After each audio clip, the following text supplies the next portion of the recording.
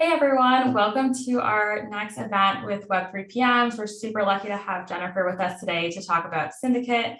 And I'm going to just get us kicked off because we have so much to talk about. So Jen, why don't you share a fun fact with us, with everyone?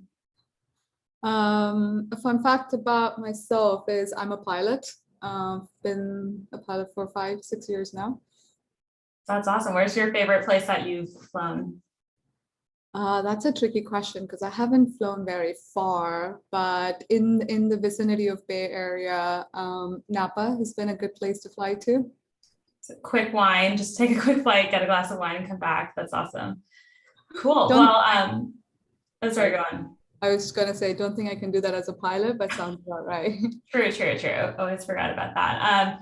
Well, thank you so much for joining. We're so lucky to get all your insights about DAOs. And I know you've been in the crypto space for a while. So I'd love to just hear about kind of your experience leading up to Syndicate and what kind of motivated you to get into crypto and to choose this opportunity. Yeah, so just quickly, my experience pre-Syndicate was I just wrapped up my MBA from Stanford. Actually, Aneri and I were classmates. Prior to that, I actually can cover it from a origin story standpoint into crypto. I heard the word Bitcoin when I first came to the US in 2012 after my undergrad in India. I grew up and went to a very, very small college and in a small town where information was heavily censored and identity was not your right due to local politics and such.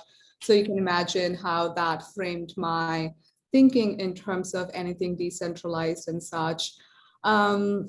I researched about Bitcoin in 2012, ended up reading the white paper and where it completely went over my head. I understood the math about it, but could not understand the cryptography aspect of it. In 2013, I joined Stanford to pursue my master's in electrical engineering. I chose semiconductor physics while I was there. I got sidetracked and became really fascinated with cryptography in general and would sneak into a few CS classes that were taught by Dan Bonet and a couple other CS professors, mostly focusing on security and crypto. And was very fascinated by it and understood that there was a sort of a new industry that was sprouting from the fundamentals of cryptography. And that's not just limited to Bitcoin, but also in a grander security landscape as well. Luckily, as I was wrapping up, I was hired by Hewlett Packard Enterprise to be a hardware design engineer for their next generation hardware security module, which is basically a service that hosts your private keys and such for, it could be for credit card transactions, or it could be for some other forms of key management process and such. During my time at HB, I also continued to learn about Bitcoin, and Ethereum was coming into the scene. And people were very excited, at least in the security community, about what Ethereum could do on top of what Bitcoin could actually could do from a capital and transaction perspective. Ended up learning a little bit more about Solidity and created a couple of fun dApps on Ethereum at the time. Funnily, this is not available right now at Stanford, but in 2018, there was a dApp development course taught by Professor Nicholas Kakalis, who started StartX. I ended up taking that class. It was very, very informational for me. They talk about how do you interact with the blockchain, what are some of the infrastructure you need to interact with the blockchain, and what can you actually do there from not just moving capital perspective, but also in terms of what kind of data you can move there and things like that, which taught me a little bit more of a fundamental way of thinking about interacting with blockchains and building applications on it. Fast forward, I ended up joining Bitsky, an NFT platform which focused on single sign-on identity, but holding NFT assets targeted towards game studios and marketplaces and such. And this was 2018, right? So this is before the huge NFT boom. Exactly. So during that time, CryptoKitties was the big fun NFT. And I actually forget if Punks existed. I think Punks existed existed too. I can't remember, but it was all, we would not use the word NFTs at times when we talk to people outside, because people are like, what on earth is that? Like, why are you talking to us about it? Like it's something good, sort of a thing. But I ended up leading security and custody there before going to GSB. And ever since professionally have been in the space doing investing professionally as well as on the side, and also ended up leading our Stanford blockchain ecosystem on campus as well. That's awesome. Well, I love how your story starts with you read the Bitcoin white paper and you weren't impressed, because I think most people we talk to, like, they read it and they're like, everything clicked. That was when I knew. And it's not always like that for a lot of people. I think a lot of people, like, it takes a little bit longer for them to like see the use cases and really like understand the space. And it sounds like you had a really awesome journey to like dive deep and figure out what you were excited about. So, okay, let's dive into Syndicate. And Syndicate helps enable DAOs. We'll talk about that, but first let's make sure we're all on the same page about DAOs. So we'd love to hear from you, like what they mean, kind of what's the vision, but what they look like now, and like what are the problems that they're trying to solve? Yeah, so different people have a different understanding of what a DAO is. To me, DAOs are internet native organizations that bring human, social, and financial capital together and enable them to like collectively govern the capital allocation and the decision-making process of the organization towards a shared purpose. I know there are a lot of different pieces to that, and over time, I'll also break down what each of those mean in the context of a DAO, whether it's a big DAO or a small one and such. And with these digitally enabled orgs, they have much more of a porous structure. Some might have a hierarchical structure, some may have a very flat structure. It depends on what is best for a particular DAO. And most of them tend to have transparent decision-making, nimble incentive structures, and sort of this flash team coordination aspect to them as well. And they generally range from large decentralized organizations like Uniswap bringing their community, whoever owns a Uniswap token, together for their treasury management purpose, or to small communities like a Web3 community at WashU that takes alumni funds and invests in Web3 startups, where the decision making is done by a few, right? So there's a wide variety of DAOs today. Awesome. And so what are you kind of seeing in the space that's really exciting? What are some of the trends? Because I think a lot of people see DAOs and they see Discord communities, and then some of the larger ones are like really hard to enter. And so like curious, like what are some of the exciting DAOs that you're seeing and some of the traction that you're seeing in the space? Yeah, I think looking at what has been happening in the space, I'm more excited about DAOs that are more purpose-driven, and because that just makes bringing a community together easy. Identifying how, the strategy around how you allocate capital to that purpose becomes easy. And then identifying the right kind of people to work on that problem also becomes easy. What I'm not a big fan of is people thinking that, oh, DAOs are a thing now. And so, it seems easy to create one. Why don't I just go create one and figure things out? That we haven't seen that work out really well, because it needs to go beyond capital, right? Just financial capital. It needs to go towards how do you keep members of a DAO motivated, right? Once the incentive goes away, will the DAO wither away? And if that's the case, then you didn't have a strong purpose-driven DAO to begin with. And we're already seeing a lot of those DAOs failing. And also DAOs that bridge sort of what we call meat space and the digital space is also of interest, because we exist in the real world, and while digital economies are booming, that isn't that isn't all of it, right? And so DAOs that bring in people together, whether that's using real world events or taking real world assets and giving exposure to that, asset and things like that are very interesting. And we are seeing a lot more DAOs who are going down that path. Awesome. So, okay, within this context, what role does Syndicate play with DAOs? Yeah, so Syndicate, it is a decentralized investing protocol and social network. It's a very verticalized way of supporting DAOs.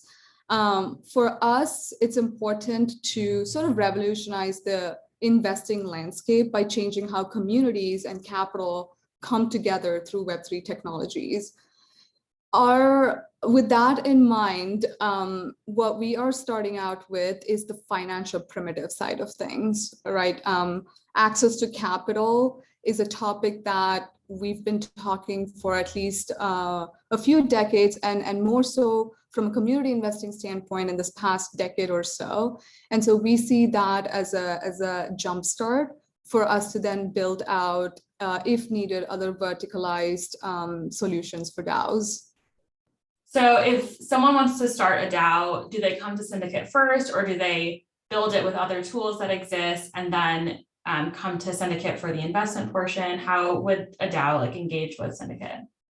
We've seen both with networks that we are close with. When I say that, it in the Web3 community or in our investor network community and such, we tend to help them first think through how a DAO can be set up, though that's not our priority, because that also takes away resources from product development and such. But we have definitely helped and continue to help DAOs think through how they can use Syndicate and how they can use other DAO tools as well in this space. But given our current product is fully self-serve, people also just create their own community, create their own strategy and structure, sometimes even legal structure, and then they'll come to Syndicate and use the investing protocol just for the investing piece of it. I would say there are at least probably like 10 to 15 steps, to have a DAO up and running. We have helped with all 15 steps, but we've also helped with just one or two. So it kind of ranges. Awesome. And like to, I guess, bring it to light, are there any success stories you can highlight of any like partners you've worked with and what you've helped them enable? Yeah. Since our product is completely self-serve, we don't actually retain any data on who is creating a club on our protocol, unless in the on-chain transaction, you make it very clear that you are Web3PM DAO. We won't know that is who you are. That being said, we are almost at about 1,000 clubs created since end of January. Some of our successful clubs have been, there have been diversity-oriented ones like BFF DAO, V3 DAO that enable women and non-binary folks to enter Web3, invest in Web3 companies, and just in general invest in each other and collectively learn together as well. We have the Web3 at WashU that I mentioned earlier with the Alumni Investing Group. We have a DAO named Our Home, which is a local community in Colorado, actually, that's helping renters become homeowners through affordable housing and equitable housing. We have Eden DAO, which is like a carbon removal, carbon credit one. We have South Park Commons, which is a founder fellowship program. We have Vector DAO, which is a DAO for a collective of Web3 designers. It's sort of a combination of a consulting firm with Web3 incentives tied to it. And one more I would say is GCR, which is Global Coin Research. They are building one of the largest Web3 builder and investor network. And we've been helping all of these DAOs as well. That's exciting. So I know you talked about like a key, tenet of DAOs is to help organize and allocate capital. And I think a lot of communities have been using NFTs to raise that capital. Curious how you see like the interaction between DAOs and NFTs like now, and again, like in a few years, like what's that vision for how they work together? Yeah, so it's interesting because there are certain DAOs that use NFTs as a growth hack, right? To onboard communities, which works well when in moderation. And there are communities that come together to buy NFTs too. So there's like a range of DAO, NFT communities, and NFT assets interaction. I would say pretty much most DAOs that we come across have some form of interaction with NFTs. Whether, again, for a growth hack or for, we have the concept of a membership NFT. How can you tier your members in your DAO, right? If you are just a contributor, a classic example, for example, in an investing DAO would be, you can have non-capital and capital contributors. And with non-capital contributors, maybe they're accredited, maybe they're not, right? How do you differentiate, with capital contributors, how do you differentiate them? And even in that tier, even in that vertical, how do you differentiate between folks who are willing to put $10 million in the DAO versus $10,000 in a DAO, right? Like, so you have different versions of how you tier members as well. And based on that, what kind of access they get. So access NFTs are big as well. And we see a combination of all of these used across. Awesome. So a huge challenge in crypto overall, but especially with DAOs, is the regulatory environment. And curious how people who are building DAOs and tools to support them can help, navigate that environment.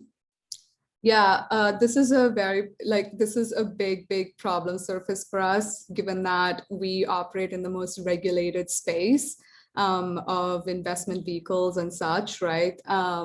So with the regulatory environment, first of all, it's not very clear in most states whether a DAO is recognized as an organization or not.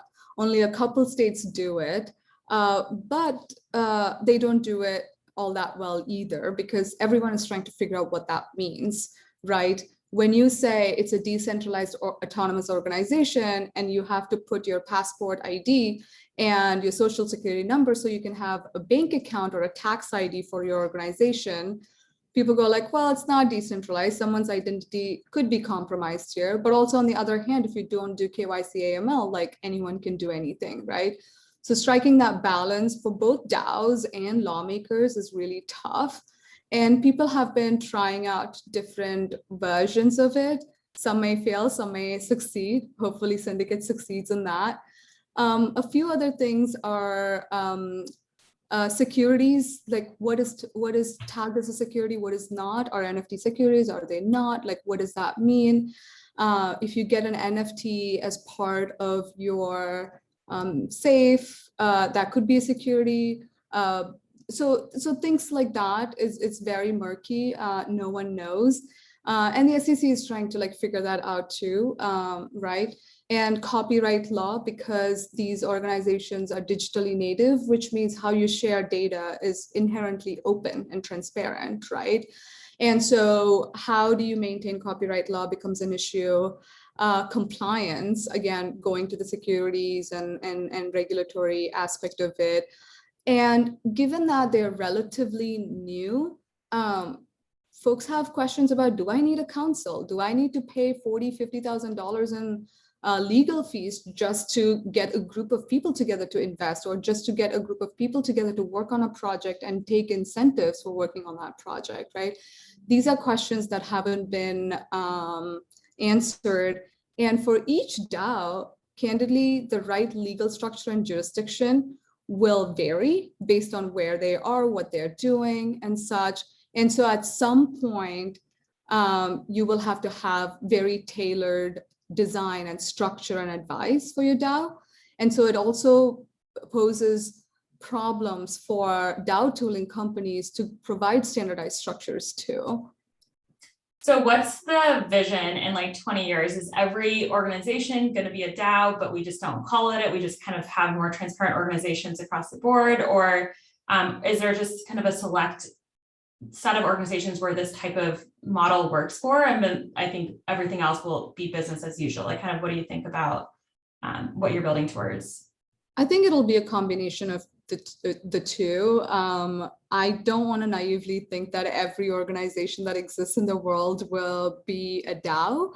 I mean, if we are able to build a more efficient organization through DAO structures, perhaps that is a vision that we can have. At least within the Web3 community, people do tend to be more vision oriented, and that's what we are working towards, right? We do want to have a completely decentralized and autonomous structure with organizational efficiency. If you're able to achieve that, great. If not, I think there probably will always be a combination of structures.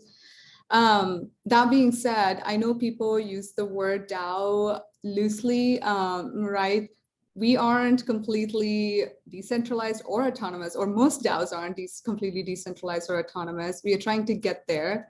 And how community initiatives are done, where they do it, how economic incentives for contribution is done, and even how social capital is shared needs to be rethought and thought of it from a very digitally native manner as well, with anonymity, pseudo-anonymity, all of these things into consideration as well.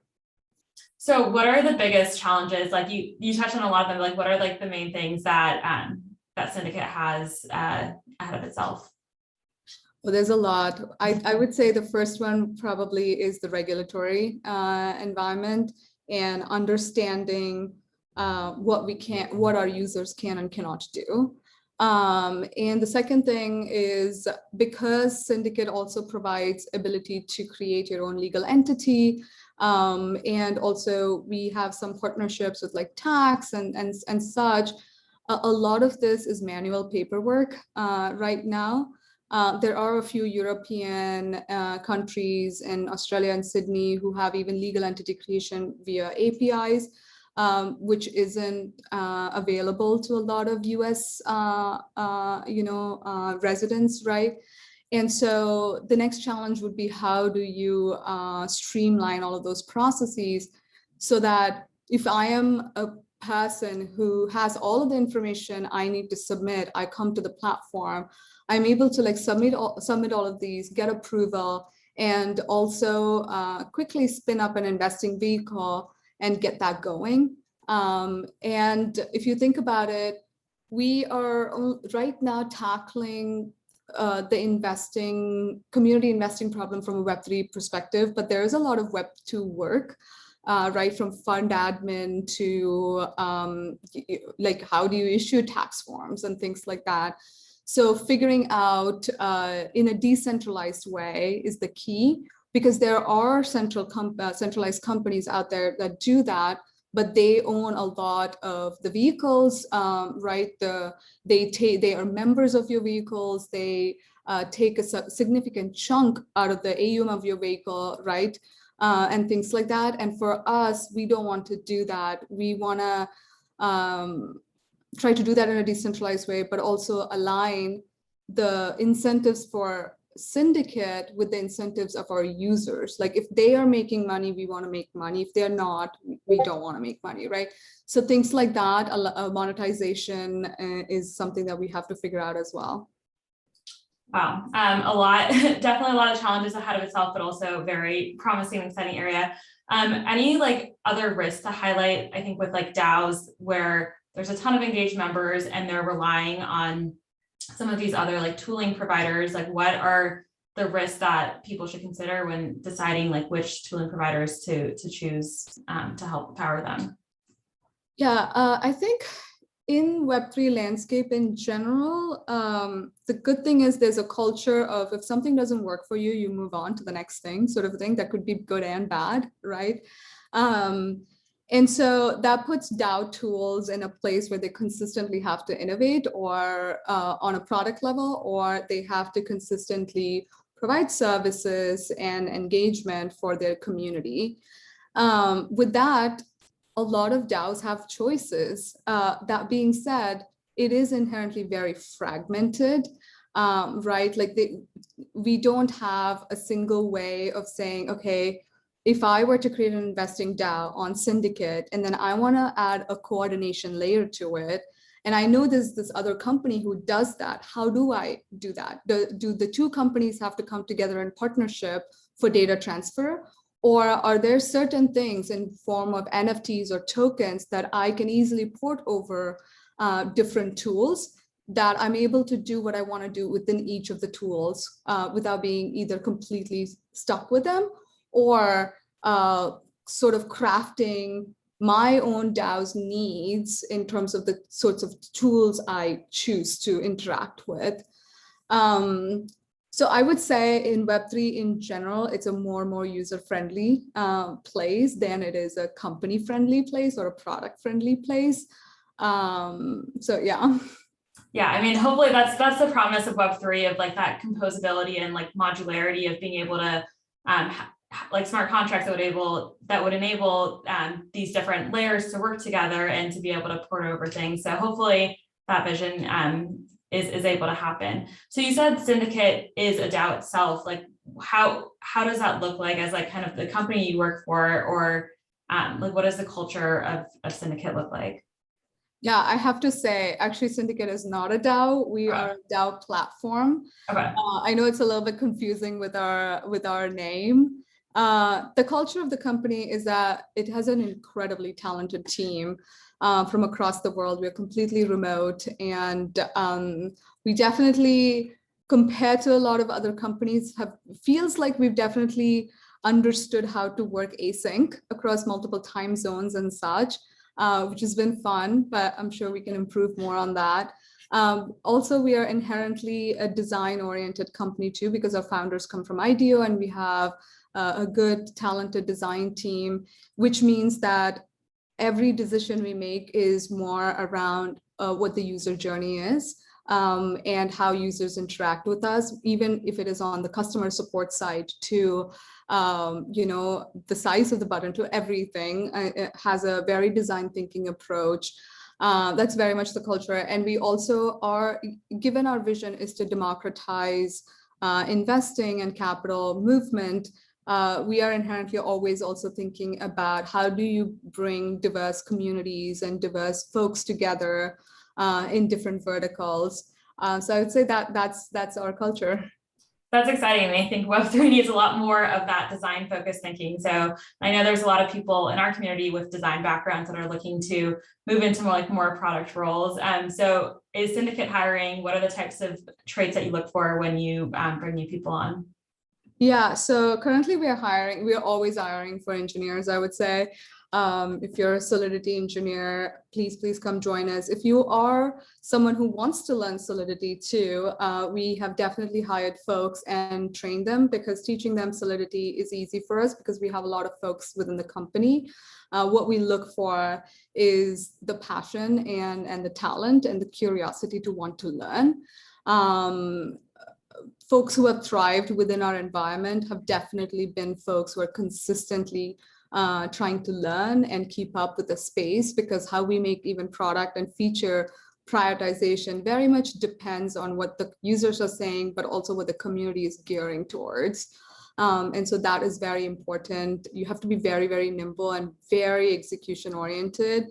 I know when people say we move fast, Web3 moves faster than that. Right, and that's generally been the case in the last half a decade or so, for as long as Web3 has existed. So that is very important for us. We are hiring for backend and full stack engineers. We are hiring for a product designer as well right now. So please, and we are constantly looking for opportunistic hires too. So if you are interested in any vertical, just please feel free to reach out to us. Even if something doesn't work out now, we always circle back to our candidates who have applied before and see if they're a good fit. And if so, we try to re-engage with them. That's awesome. It's definitely a trend I'm seeing. A lot of companies don't have positions open, but if the right person reaches out and they're excited, they'll create that, because there's a ton of opportunity out there. It's just kind of about finding that right person. So I know when you were doing your search, you had experience in NFTs, like a lot of, custody and security experience. Like, how did you think about navigating this whole world of Web3 to figure out what opportunity was exciting for you, and any advice you'd give for people who are in a similar stage? Yeah, so I think it's like a couple of different things. I would say people generally, I think there's a myth that if you understand cryptography, if you come from a security side of things, it's easy for you to get into Web3. I want to say it's yes and no. The yes is that you're able to understand how these systems are built to some extent, but that does not mean it gets you into the right rooms, I would say. And so Web3 in general has that like hustle mentality. Like you have to talk about what you want to learn. You have to reach out and put some value out there. It's very fascinating that even executives who have 20 years of experience under their belt will like jump into a DAO and start to say, hey, I have experience in strategic planning. Looks like this DAO can use some of that. So let me just put a few documents together and walk you all through it. And the next thing you know, that person could be leading that entire DAO, right? Or could be working at a DAO tooling or a platform company as a CEO. And to a high school intern, right, who is like, I'm excited about NFTs. With the pocket money that my parents gave me, I bought a couple of NFTs, and I don't have really, educated skills or like, certain skills that you get by experience, but I know how to put a doc together. I know how to maintain an Airtable, right? And they get hired too. Across not just companies, but across investment funds and such too. So I would say the first and foremost is to have that hustle mindset and just quickly show that you are able to provide value in whatever way is easiest for you. And you don't have to slog away. Just do what comes naturally and easy for you. And then it's very easy to move over. I also want to say reaching out to people is a big plus. Candidly, I got the job at Syndicate because I Twitter DM'd them being like, hey, I think you need like business folks. I'm graduating business school. I'd like to be hired. And within a week I was hired. So that is the flow. And it has worked for some of my friends as well. So definitely reach out, definitely try to get yourself in places, even when it feels harder to get into. Identify one or two people who are part of that community and just DM them and say, hey, I'm new to this space. I want to get in here. I don't know how to contribute. Help me out. The chances are most people will, as long as you're not telling them, hey, I want to sit down with you for 2 hours and pick your brains. That's a little harder, but a few questions, you DM them, they'll help you. That's awesome. And yeah, thanks for sharing that. I think the few things I took away from that, one is like kind of the traditional rules and requirements aren't always true. It's more about that eagerness and interest in the space. I think two is like, I think a lot of people don't like when people reach out just for the sake of reaching out and not, authentically intentioned. And so I think that genuine, like, here's why I want to talk to you and here's like what I'm looking to learn, I think is really important in those reach outs. And then three, that there's just so much opportunity out there. And so like, it's okay to take that time and figure out what it is. And then like identify those like 2 or 3 people or 2 or 3 companies or DAOs that are exciting for you. And then like kind of really target your search towards that. So there's a lot of DAOs out there and there's a lot of ways people can get involved in Web3. How do you decide like which communities are kind of worth your time engaging with? Yeah, a couple of ones I would highlight is GCR, because they are constantly trying to expand their network right within the Web3 ecosystem and beyond as well. Forefront is a way you can join other creators and such to learn about Web3 as well. And I would say DAOs that are like V3 makes it easy for identity-based groups to join as well.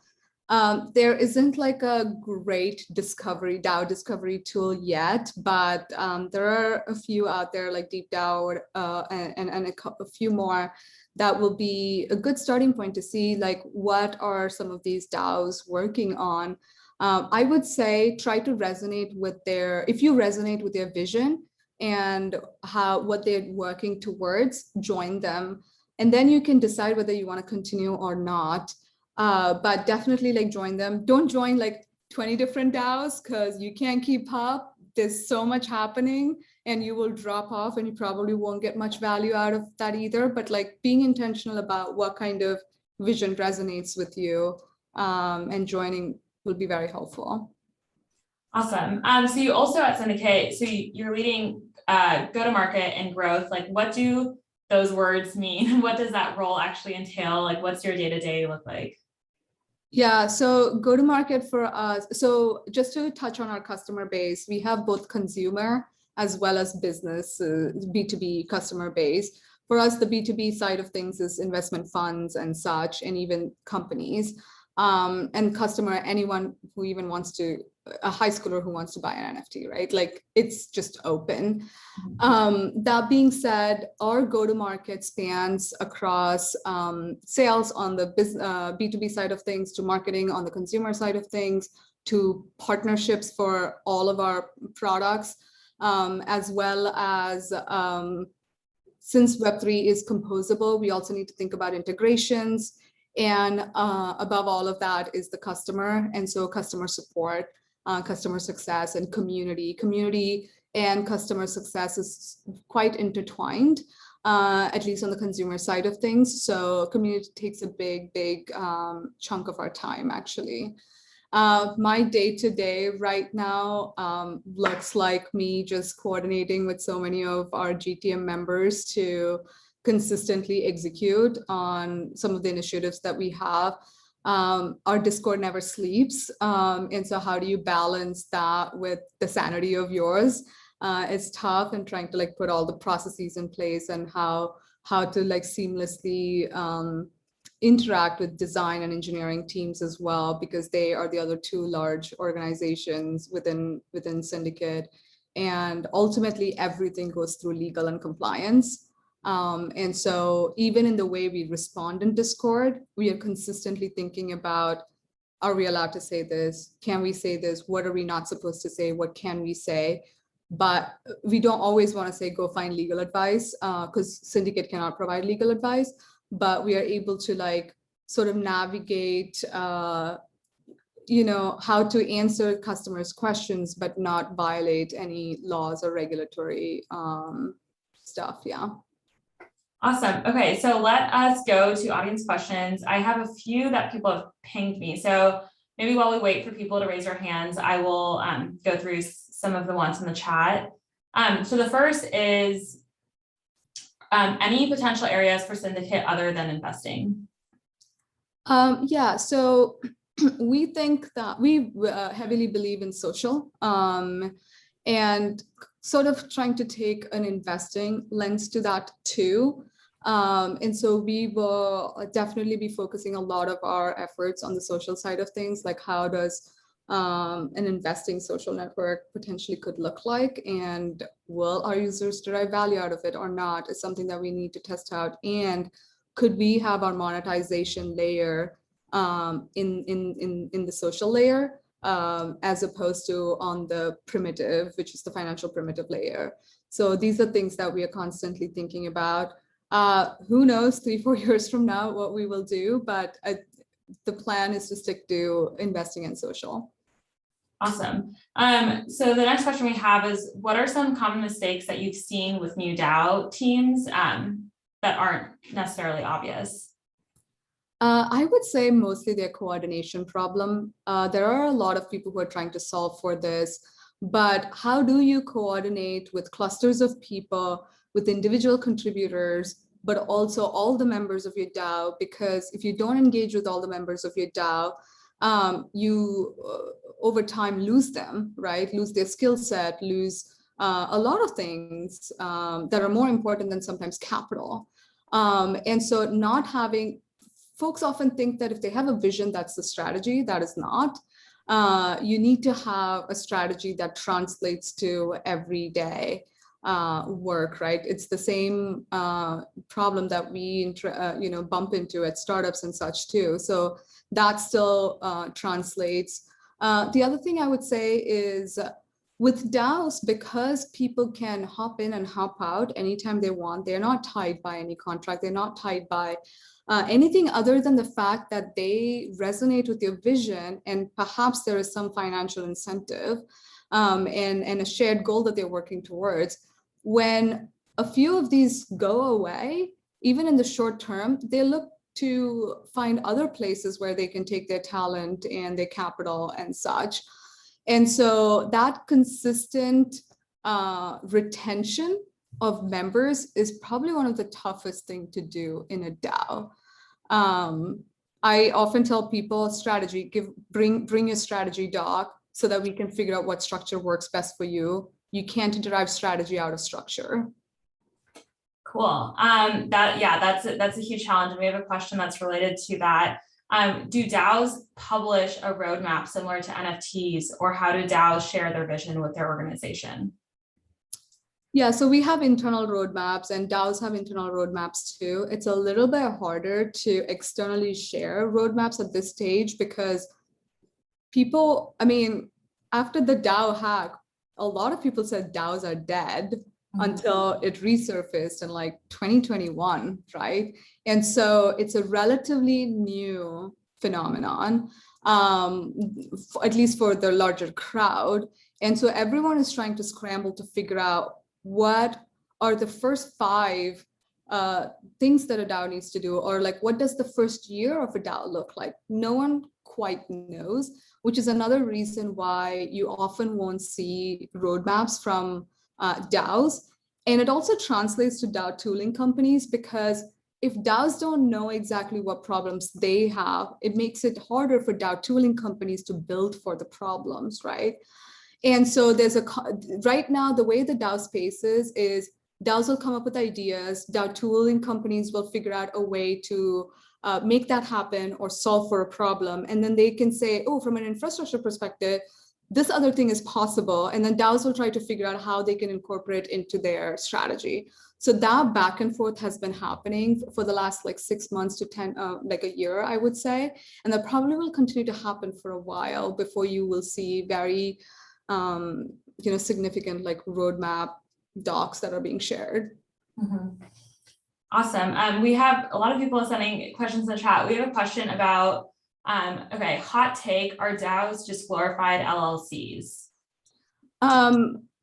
I would say it depends on your DAO structure. It can be a glorified LLC, but there's definitely a group of people who do very much believe so.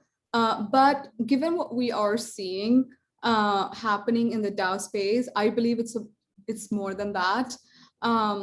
This has the topic of DAOs has even sparked folks like researchers in organizational design and behavior to think about rethink about what an organization is, what a digitally native organization means, and how you can bring people, incentivize people and such. And like there's also this concept of flash organizations and things like that very much will apply for DAOs over time.